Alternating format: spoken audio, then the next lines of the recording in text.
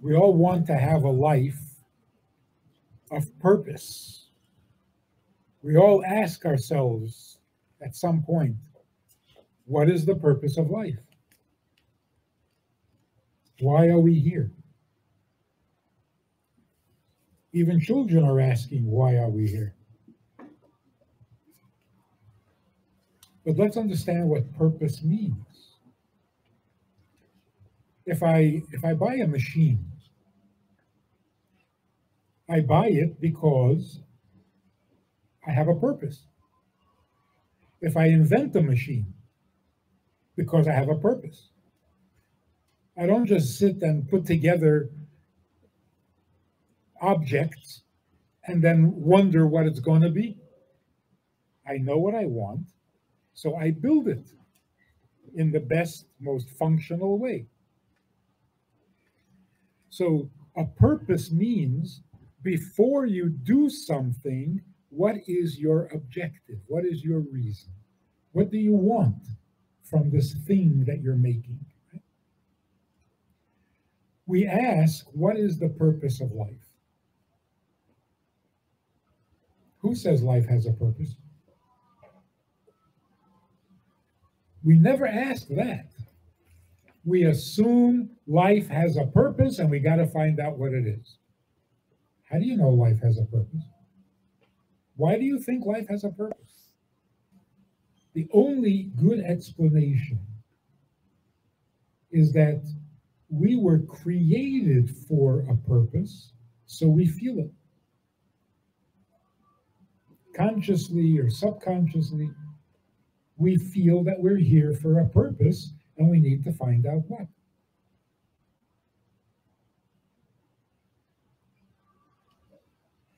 You can't make up a purpose. You can't, in the middle of your life, decide, my purpose is to become a doctor. Who says that's your purpose? That's your plan, that's your profession, that's your passion. Who says it's your purpose? The purpose has to exist before you do. Otherwise, you don't exist for a purpose. So when I say, what is the purpose of my life? I'm actually asking, why did God create me? It's the same question. Which also means, if God didn't create you, then there is no purpose. Anyone who asks, what is the purpose of life, believes that they were created for a purpose. And not knowing what it is frustrating. It's like you remember that you have an appointment with somebody and you don't remember with who, but you know it's important. It can make you crazy. So we all have a feeling that we were created for a purpose, but we can't figure out what it is. That's painful. Especially today, more than ever before. In the olden days, the big philosophers, the famous philosophers, asked, what is the purpose of life? Oh, because they were philosophers. Today, everybody is asking it, even children. I have a 7-year-old grandson. 7 years old. And he came home from school and he said, are we living for a reason or it's all just a big joke? And he's not depressed. He's just too smart. Everybody is asking the question today. Maybe because our lives are so easy. When your life is difficult, you have no time for these questions. You're busy. You're trying to survive. But when life is okay, you have time to think. And when you stop to think, you ask the big question. Why am I here?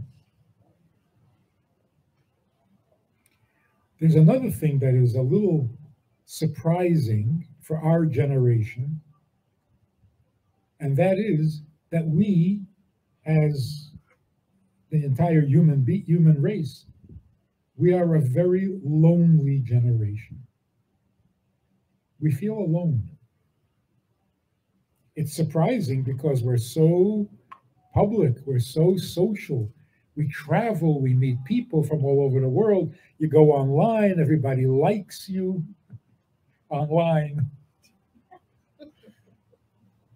Why are we so lonely? And here I have the same question. If everybody is lonely and it hurts, it means that it's unnatural to be lonely. Because if it was natural, it wouldn't hurt.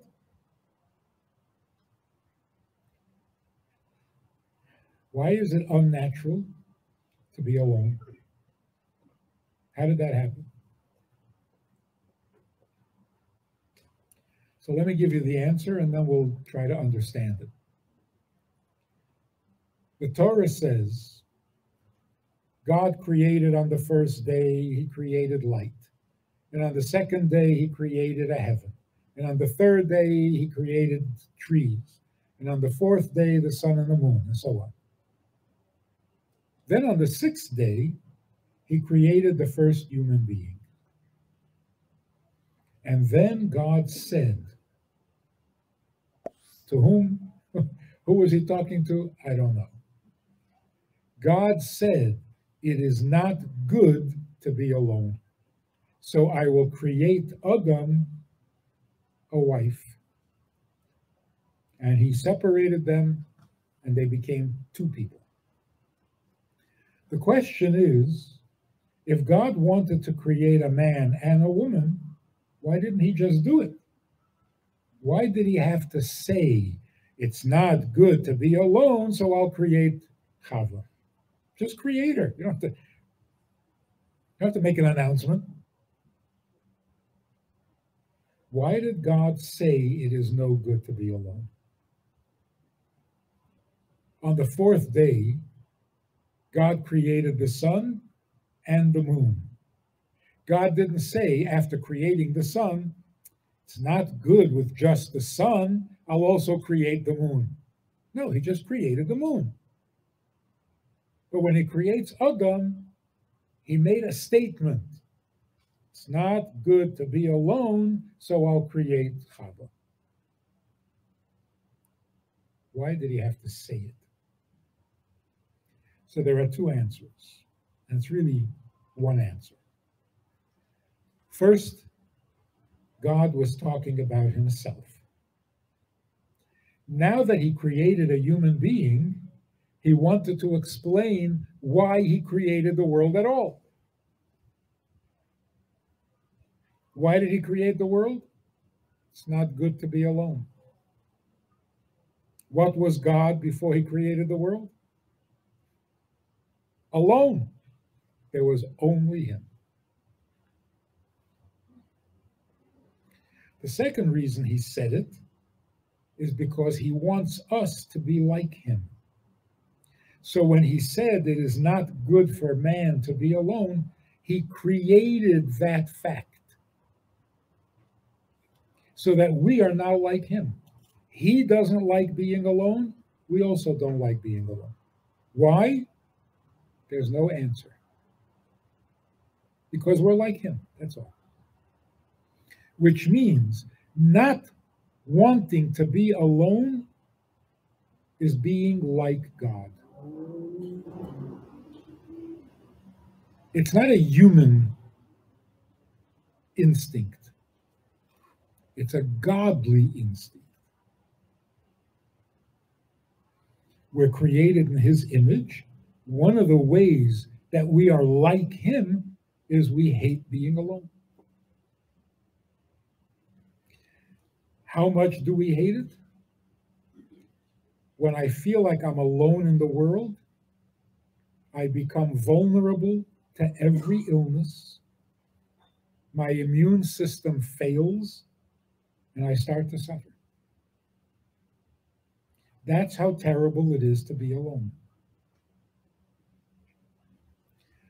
What is the solution to being alone? What's the cure? There's only one: marriage. You can't be one with your parents, no matter how much you love them and they love you. You can't be one with your mother or with your father.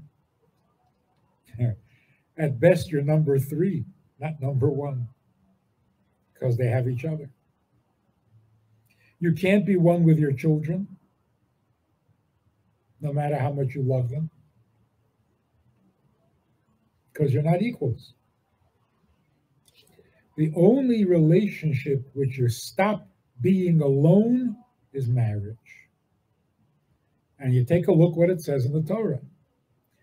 God separated Adam and Chava and immediately said to them, get married and become one.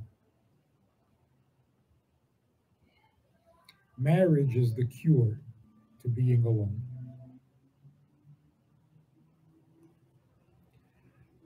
It's really frightening that today people who are happily married have no complaints about their marriage.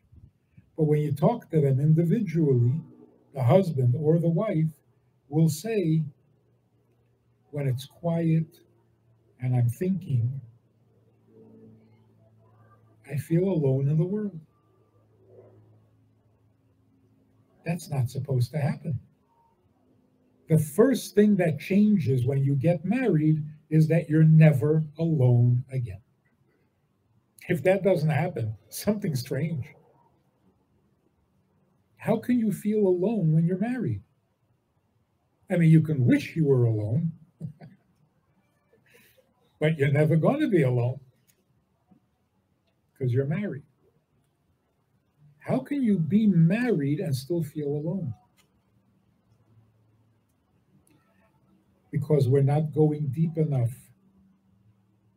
The marriage is good, it functions, it's nice, no complaints, no problem. You're not becoming one, so you feel alone. What is it that gives life purpose and meaning?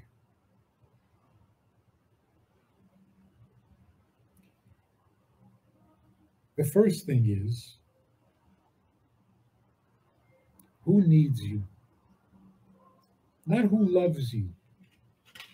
That's not a good question. It's not an important question. Your mother loves you, okay? No, not good enough? The question is not who loves you. The question is who needs you. Because if nobody needs you, then you are alone. If somebody loves you, you're still alone. Isn't it possible that I could love you and you'll never even know about it? So my love is going to make you feel different? No, it's my feeling. Love is what I'm feeling. So if I love you, I'm doing my thing. I'm just describing myself. You're still a separate person. You may not even want my love. So how will that make you feel connected and not alone? People who are the most popular, who everybody loves, often get depressed.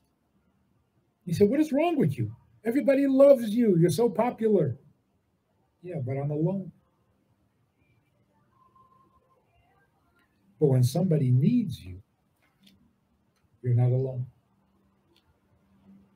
And the reason for that is because human nature, which we don't hear about, you don't talk about, you don't read about this, human nature is, I need to be needed more than I need to be loved. If you enjoyed this conversation or this topic, and you're looking for more information, or you want to hear it again from another angle, there's a way to do that. And that is in this book. It's all there. Order it from Amazon. You can read it, reread it, and share it.